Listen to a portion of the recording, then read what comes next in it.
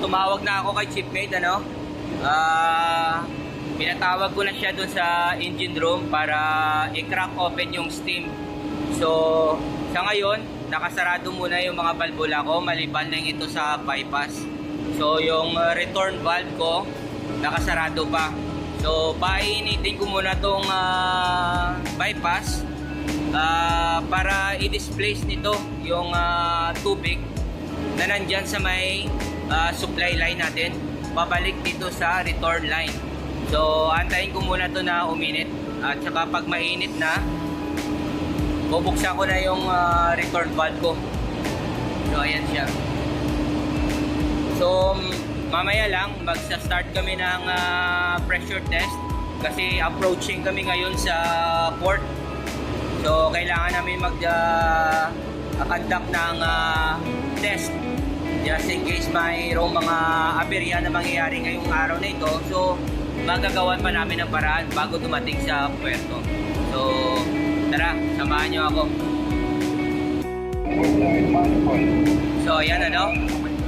Mainit na siya, mga kabady, mga kaibigan, ano? So, hindi ko na masyadong mawakan. So, bubuksan ko na yung return valve ko. Ito.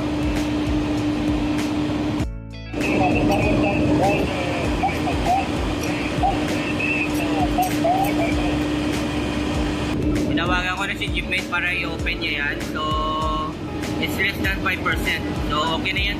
Antayin ko ngayon na uminit itong stepping pump dito. So, gagawin natin, ibu-ibuhin ko lang to. So, dito na side, medyo painit na siya. So, ayan, ano. So, antayin ko lang na uminit talaga siya. Tsaka, pag mainit na, yun, pwede na yun.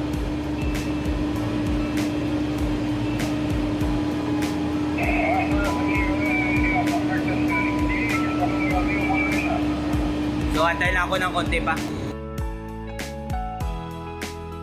Marble valve going to manifold. Bubuksan natin yan. So, yan.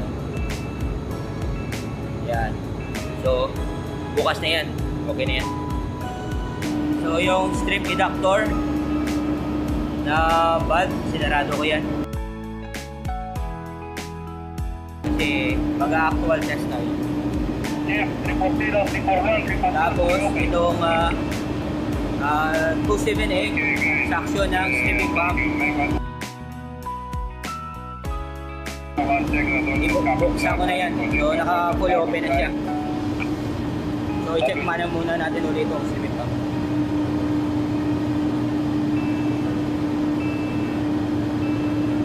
So guys, mainit na siya, no? Ready na to. Okay na to. So, tatawagan ko na si Chipmate na pwede niya nang gamitin. So, mamaya titingnan natin, tumatakbo yan yung piston doon. Makikita niyo. Tara. Nagbigay na ng go signal si Chipmate. So, pinay-standby niya na yung mga kasamaan natin doon sa taas para mag-umpisa na. So, titingnan natin dito kung anong mangyayari. So, ayan.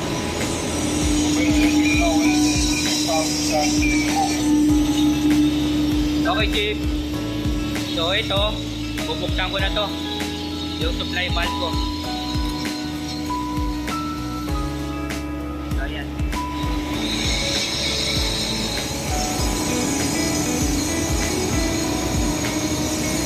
So, itong bypass, pwede mo itong sarado o hayaan na bukas.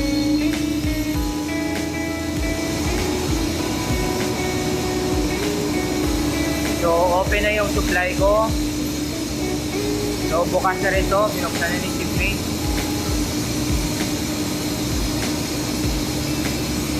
So, ito bukas na rin. So, antayin na natin na tumakbo yung piston niya. Tumakbo na. So, makikita nyo yan.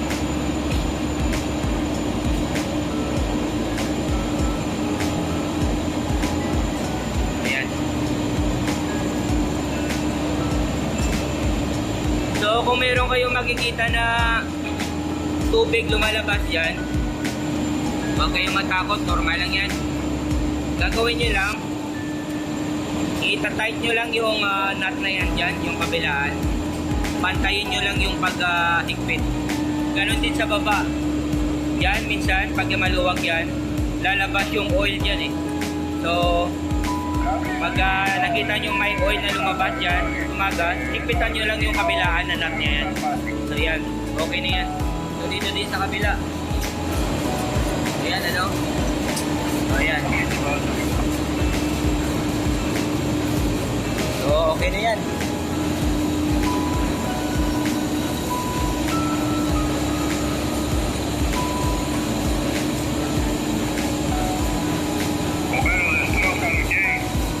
Yes, Chip, stroke are okay.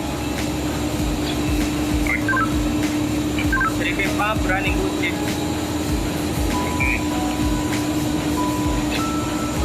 So ngayon yung gagawin ni Chip Payton sa taas, dadalhin niya itong kargada na kinuha niya doon sa may tangke o cargo tank sa deck, papunta doon sa mga linyada sa kuberta, papuntang manifold, ipe-pressure test niya yun. Ngayon, isasabay niya rin yung cow line o crude oil washing line. Pag pressurize na, merong certain pressure na dapat i-maintain doon. So, 9 bars or 10 bars sa kanila. So, normally, it's 9 bars. Tsaka, kung steady yung pressure na yon, ibig sabihin, okay yun. At tsaka, isi-check ng mga kasama natin kung merong leakage itong mga line sa labas.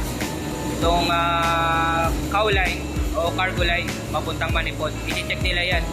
Ngayon kung merong leakage, iipitan na nila yung mga flanges doon o mga connection para wala nang lalabas na oil.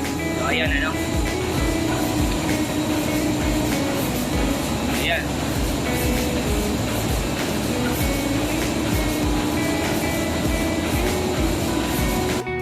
Yan guys, may lumalabas na steam dyan. So, ibig sabihin, kailangan natin nut follower. Yung mga nut niya gilid.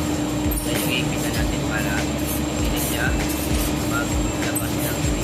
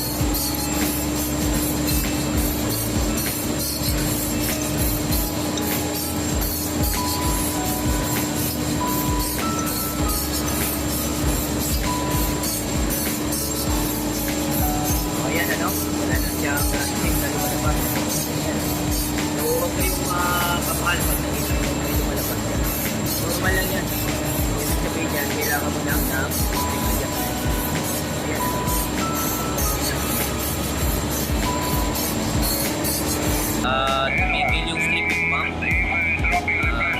Sinicheck na ngayon nila doon sa deck kung nami-maintain yung pressure doon kasi pinaabot nila ng 10 bars doon. So, pinigil mo na din yung base para i-check yung mga line doon sa deck, tsaka manifold, tsaka yung cow line kung merong mga leakage doon.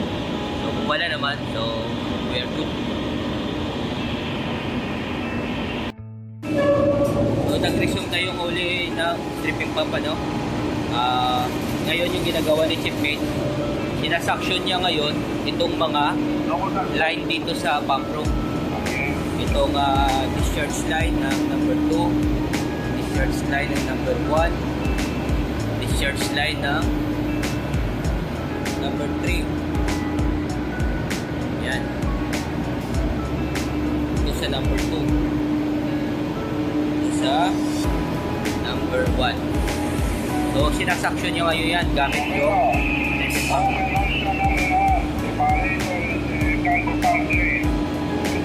Okay, Chip. Copy, Chip. Number 1. So, tutusan niya ako ngayon na buksan yung lahat ng drains ng cargo pump number 1, number 2, and number 3. So, yan. Bukas na yan. Ito,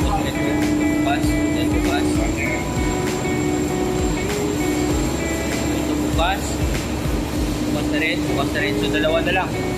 Ito.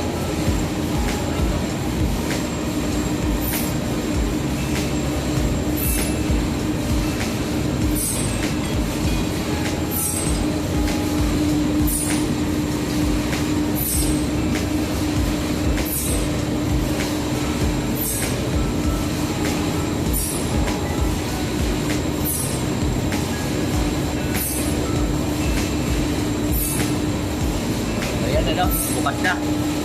So, dito natin makikita kung ang laman ng temperature na to.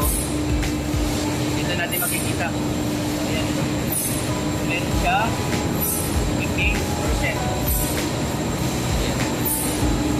Okay, chip number 1, chip, temperature and cargo pump drain open.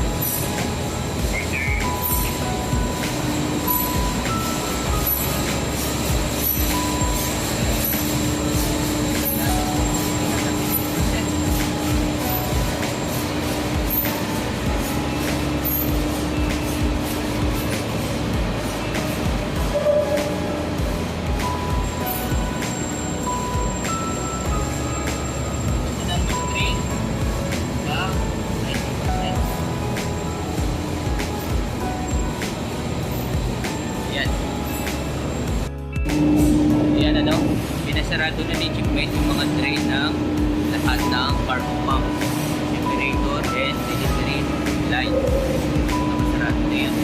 Ayan. Sa number 2, kita nyo naman, yun na yan. Number 1, ayan, ito rin. Ginagawa ni Chipmate ngayon yung remaining na mga cargo line dito sa pump room, ina-strip niya o ina-duct niya, tapos tinatapon niya dun sa amin yung papunta sa 4 ito naman sa number 3 no? Yun na yan. So yung drain ng number 3 COP nakasarado na rin.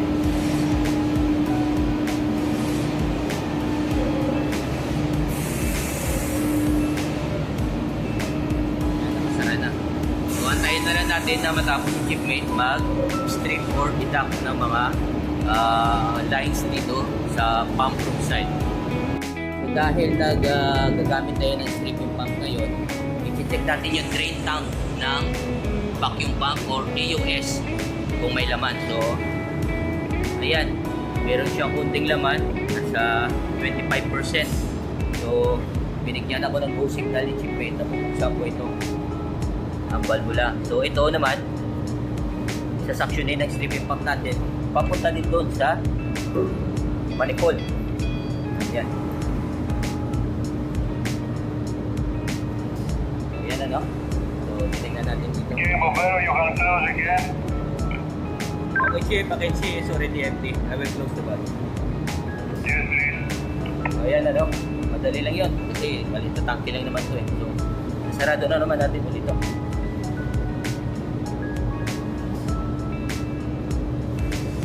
Ayan.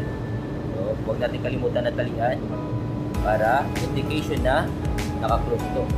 Kasi pag nakatanggal yung tali, ibig sabihin bukas o mayroon ng bukas yan. So, ayan ano. So, yan lang yung purpose ng drain tank. So, after natin ng discharging, gamitin natin stripping pump, kailangan natin isabay ito sa discharge ng stripping pump. Itong drain tank ng AOS o vacuum pump. Ayan. Okay, fully close. Okay. Natapos na yung stripping pump natin. So, ayan na. Tumawag na si Chipmate sa engine side para sarado na yung steam supply. So, ako naman, isasarado ko rin dito sa side ko itong supply. Tsaka yung return valve ko. So, ayan. So, ito, isasarado ni Chipmate yan. So, ayan. Naka-zero na. Sinarado niya na. So, tara, sarado na natin yan. Sinarado na natin. So, nakasarado na itong supply ng steam. So, papuntang steaming pump. So, bukas na itong bypass. So, sinarado na rin itong Makikita nyo dito sa steam supply. Ayan. Nakababa na yung pressure niya. So okay na tayo dito. Finish na.